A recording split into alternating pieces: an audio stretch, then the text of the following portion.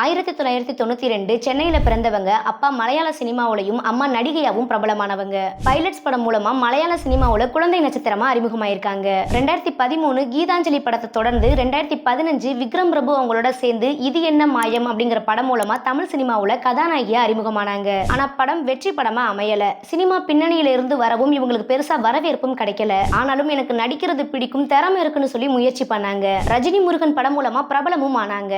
தொடரி, ரெமோன்னு நடிச்சவங்க விஜய், ரஜினி போன்ற முன்னணி ஹீரோக்கள் கூடவும் சேர்ந்து பயணம் செய்ய ஆரம்பிச்சாங்க.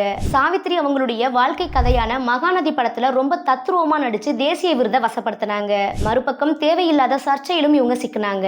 ஆனா அதெல்லாம் கண்டுக்காம நடிப்பை மெருகேத்தி நல்ல கதைகளை செலக்ட் பண்ணி நடிக்க ஆரம்பிச்சாங்க. நடிப்பை மெருகேத்தின இவங்களுடைய ரகுதாத்தா போன்ற படங்களுக்கு நல்ல எதிர்பார்ப்புகள் இருக்கு. வாரிசு நடிகை திறமை இல்லைன்னு சொன்னவங்க முன்னாடி தன்னுடைய நடிப்பு மூலமா முன்னணி கதாநாயகியா மாறினவங்க தான் கீர்த்தி சுரேஷ் அவர்கள்.